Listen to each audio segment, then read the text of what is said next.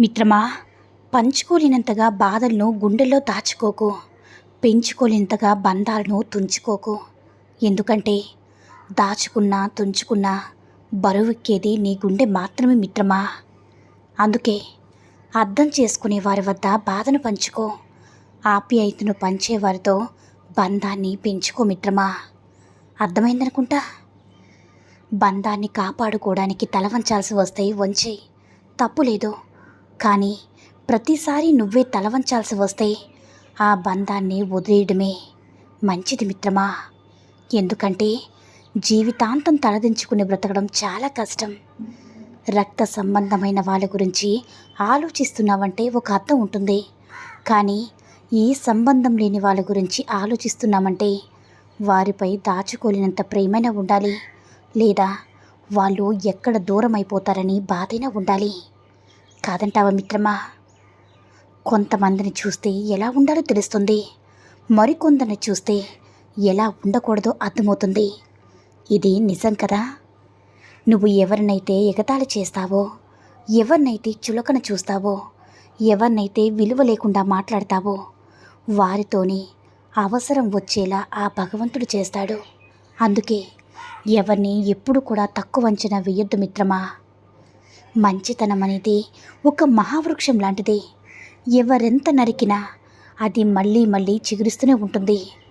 గుండె లోతుల నుంచి జీవం పోసుకునే ఉంటుంది. అర్థమైందనుకుంటా.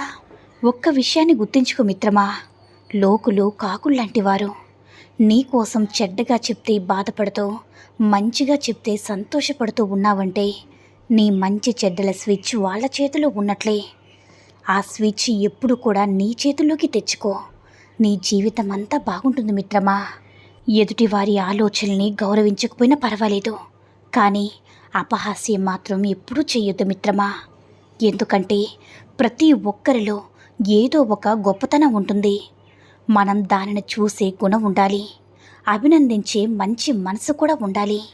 మిత్రమా, ఎంతసేపని మీరు గోడకేసి తల బాదుకోగలరు చెప్పండి. రక్తం కారడం మొదలుపెట్టచ్చు, కానీ ఆ గోడ ఎప్పటికీ విరిగి మీకు దారినివ్వదని గుర్తుంచుకో మిత్రమా. మీ అదృష్టాన్ని ఎన్నాళ్ళని తిట్టుకుంటారో. మామిడి చెట్టు కింద నిలబడి ఎన్నేళ్ళని నారింజ పళ్ళ కోసం ఎదురు చూస్తారు.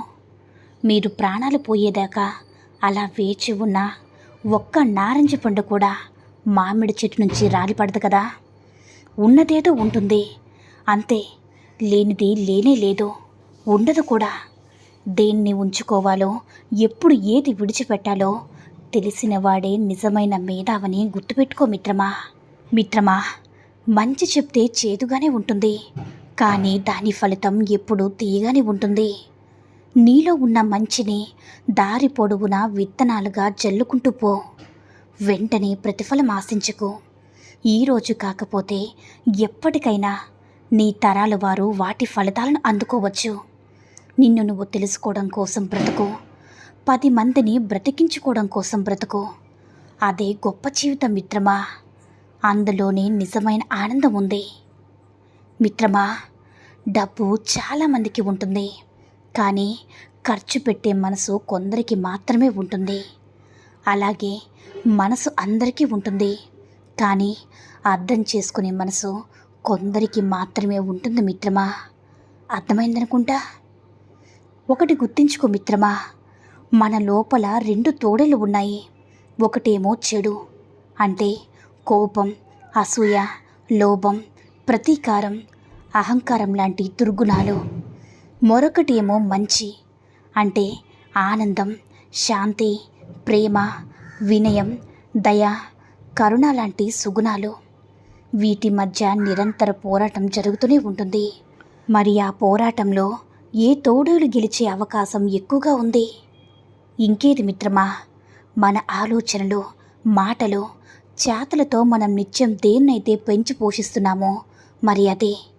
కాబట్టి ఎప్పుడు కూడా మంచిగానే ఉండు. ఆ మంచిగుంటే శాంతి, ఆనందం, ప్రేమ, వినయం, దయాకరుణ లాంటి సుగుణాలు నీలో పెరిగి నువ్వు జీవితంలో మంచి స్థాయిలో ఉంటావు మిత్రమా. అర్థమైందనుకుంటా. నీరు లేని బావి దగ్గరికి, డబ్బు లేని మనిషి దగ్గరికి ఎవరూ రారు. ఇది పచ్చి నిజం మిత్రమా. కాబట్టి అర్థం చేసుకో మిత్రమా. కొన్నిసార్లు నీకు నువ్వే భుజం తట్టుకోవాలి. ఎందుకంటే తట్టేవారి కంటే నెట్టేవారే ఎక్కువగా ఈ లోకంలో ఉన్నారు. కొన్నిసార్లు నీకు నువ్వే నవ్వించుకోవాలి. ఎందుకంటే నవ్వించేవారి కంటే నవ్వుల పాలు చేసేవారే ఎక్కువగా ఈ లోకంలో ఉన్నారు. కొన్నిసార్లు నీకు నువ్వే ఓదార్చుకోవాలి మిత్రమా. ఎందుకంటే ఈ లోకంలో ఓదార్చేవారి కంటే ఏమార్చేవారే ఎక్కువగా ఉన్నారు. కాబట్టి జాగ్రత్తగా ఉండు మిత్రమా. ఎవరిపైన ఆధారపడకు. నీ మీద నువ్వు నమ్మకంతో ఉండు, ఆత్మవిశ్వాసంతో ఉండు, దృఢంగా ఉండు మిత్రమా. మాటల్లో మెత్తదనం ఉండాలని నాలుక, ప్రవర్తనలో సున్నితనం ఉండాలని హృదయం ఎముకలు లేకుండా సృష్టించబడ్డాయి. నాలుకతో కఠినమైన మాటలు మాట్లాడి సున్నితమైన హృదయాన్ని ఎప్పుడు కూడా బాధ పెట్టకండి మిత్రమా. మిత్రమా, ఈ 6 లక్షణాల గల అమ్మాయిలు ప్రేమ లేదా బంధాలకు త్వరగా వదులుకుంటారు. అదేంటంటే 1, అతిగా ప్రేమించడం. తమ పార్ట్నర్ని అతిగా ప్రేమించే అమ్మాయిలు వారి అంచనాలకు తగ్గట్టుగా పార్ట్నర్ నుంచి ప్రేమ లభించకపోతే వెంటనే ఆ బంధాన్ని వదులుకుంటారు. నెంబర్ 2, అనుమానం. బంధంలో ఉన్న అమ్మాయిలు తమ పార్ట్నర్ మోసం చేస్తున్నాడని అనుమానంతో ఉన్నప్పుడు ఆ బంధాన్ని కంటిన్యూ అవ్వదు, మధ్యలోనే వదులుకుంటారు. నెంబర్ 3, ప్రతి చిన్న విషయానికి గొడవ పడడం. రిలేషన్షిప్లో ఉన్నప్పుడు కొంతమంది అమ్మాయిలు ప్రతి చిన్న విషయానికి గొడవ పెట్టుకుంటారు. తమకు ఫోన్ చేయడం లేదని, పట్టించుకోవడం లేదని ఎక్కువగా ఎమోషనల్ అయ్యి ఆ బంధాన్ని వదిలేసుకుంటారు. నెంబర్ 4, ఆధిపత్యం చెలాయించడం. తమ పార్ట్నర్ తమ చెప్పిన మాట వినాలని మొండు పట్టుదల గల అమ్మాయిలు కాస్త తేడా వచ్చినా ఆ బంధం వదులుకోవడానికి సిద్ధపడతారు. నెంబర్ 5, అతి జాగ్రత్త. ఒక్కోసారి అమ్మాయిలు తమ పార్ట్నర్ విషయంలో అతి జాగ్రత్తగా ఉంటారు. తమ పార్ట్నర్ వేరెవరితో అయినా మాట్లాడినా, వారితో సన్నిహితంగా ఉన్నట్లు ప్రవర్తించినా ఆ అమ్మాయిలు తట్టుకోలేరు. అందుకే వెంటనే ఆ బంధాన్ని వదిలేసుకుంటారు. నెంబర్ 6, అతిగా స్పందించడం. ఒక్కోసారి రిలేషన్షిప్లో ఉన్న అమ్మాయిలు చిన్న చిన్న విషయాలకు కూడా అతిగా స్పందిస్తూ ఉంటారు, అసహనానికి గురవుతూ ఉంటారు. అలాంటప్పుడు ఆవేశంతో తమ బంధాన్ని వదిలేసుకుంటారు. కాదంటావా మిత్రమా? ప్రపంచంలో ప్రతి దానికి కూడా ఆల్టర్నేటివ్ ఉంటుంది, ఒక రెండిటికి తప్ప. 1 అమ్మ, 2 భార్య. ఒకరు మనకు జన్మనిస్తారు, ఇంకొకరు ఆ జన్మాంతం ప్రేమిస్తారు. ఇద్దరి కాన్సెప్ట్ ఒకటే మిత్రమా. నిన్ను ప్రేమించడం. అమ్మ అంటే భారం కాదు, భార్య అంటే బానిస కాదు.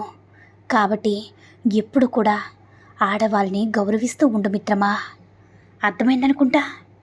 ఈ సూక్తుల్లో ఏ సూక్తి నచ్చిందో కామెంట్ చేయండి. ఈ వీడియో కనుక నచ్చినట్లయితే లైక్ చేసి షేర్ చేయండి. మరిన్ని వీడియోస్ కోసం మన ఛానల్ని సబ్స్క్రైబ్ చేసుకొని మాకు మరింతగా సపోర్ట్ చేయండి. ధన్యవాదాలు.